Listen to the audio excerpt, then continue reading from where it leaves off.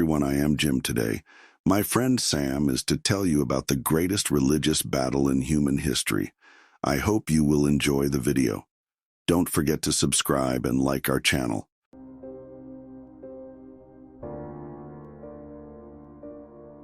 The Battle of Tours, fought in October 732 near the border between the Frankish kingdom and the advancing Umayyad Caliphate, stands as one of the most pivotal military engagements in medieval history, a confrontation that not only determined the immediate balance of power in Western Europe, but also shaped the continent's religious, cultural, and political trajectory for centuries to come.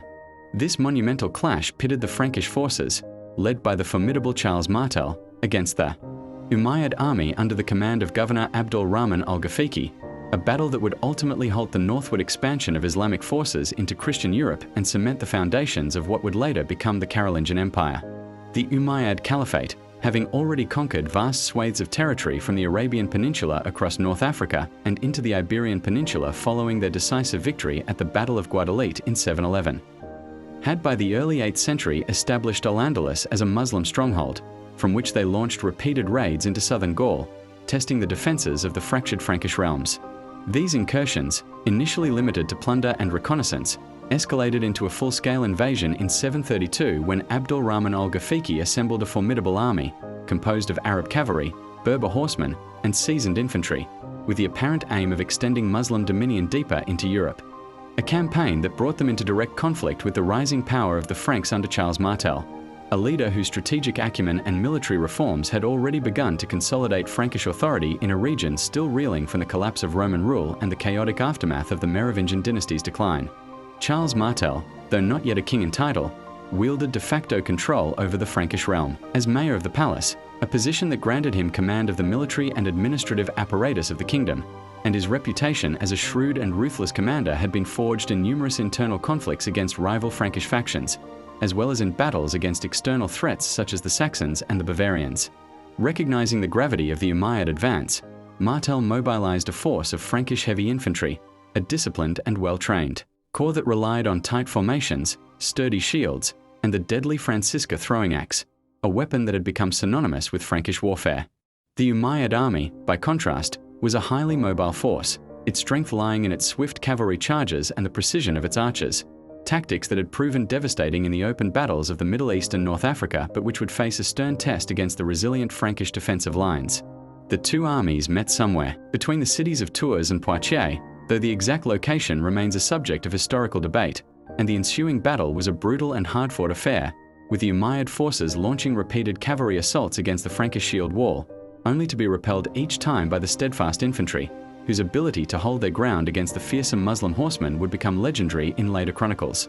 The death of Abdul-Rahman al-Ghafiqi during the height of the battle proved to be the turning point, as the loss of their commander threw the Umayyad forces into disarray, allowing Charles Martel to seize the initiative and order a decisive counterattack that shattered the Muslim ranks and sent them retreating southward in disorder. The immediate aftermath of the battle saw the Umayyad army withdraw across the Pyrenees, abandoning their campaign in Gaul and marking the furthest extent of Islamic expansion into Western Europe, a frontier that would remain largely unchanged for centuries despite subsequent raids and skirmishes. For Charles Martel, the victory at Tours solidified his reputation as the savior of Christendom, a title that would be enshrined in later Christian chronicles, which portrayed the battle as a divine intervention against the forces of Islam, a narrative that would gain even greater traction during the Crusades. The political ramifications of the battle were equally profound, as Martel's triumph bolstered his authority within the Frankish kingdom, enabling him to further centralize power and lay the groundwork for the Carolingian dynasty, which would reach its zenith under his grandson, Charlemagne, the first Holy Roman Emperor and the architect of a unified Christian Europe.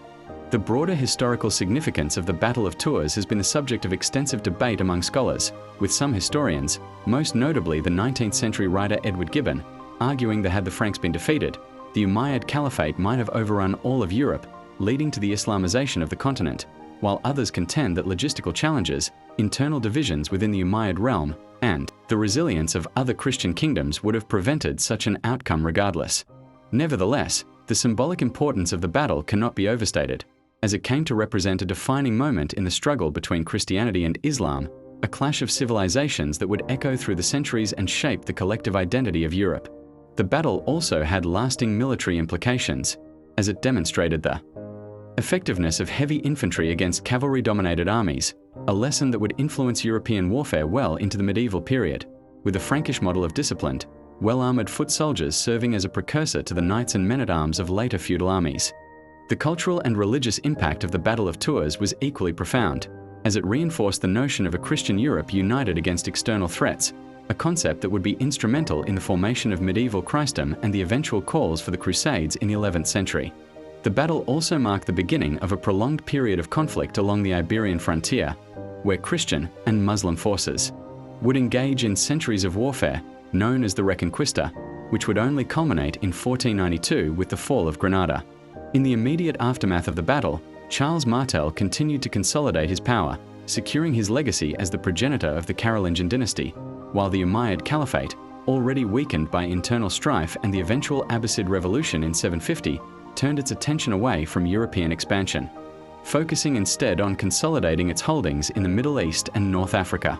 The memory of the battle was preserved in both Christian and Islamic sources, though with markedly different interpretations, with Frankish chroniclers such as the continuations of Fredegar and the Annals of Lorsch celebrating Martel's victory as a divine miracle, while Arab historians like Ibn Abd al-Hakam and al-Makari downplayed its significance, framing it as a minor setback in the broader context of Islamic expansion. In modern historiography, the Battle of Tours continues to be a subject of fascination and debate, with some scholars questioning the traditional narrative of its world-altering importance, while others maintain that it was indeed a critical turning point in the preservation of Western Christendom. What remains undeniable, however, is that the battle marked the end of large-scale Muslim incursions into Frankish territory, securing the borders of what would later become France and Germany, and allowing the Carolingian dynasty to emerge as the dominant power in Western Europe. The legacy of Charles Martel, the Frankish warriors who stood firm against the Umayyad onslaught, and the broader geopolitical shifts triggered by the battle all underscore its enduring significance as a defining moment in the history of Europe and the Islamic world. The Battle of Tours was not merely a clash of armies but a collision of civilizations, a moment when the fate of an entire continent hung in the balance, and its outcome would reverberate through the centuries, shaping the religious, cultural, and political landscape of medieval Europe in ways that are still felt today.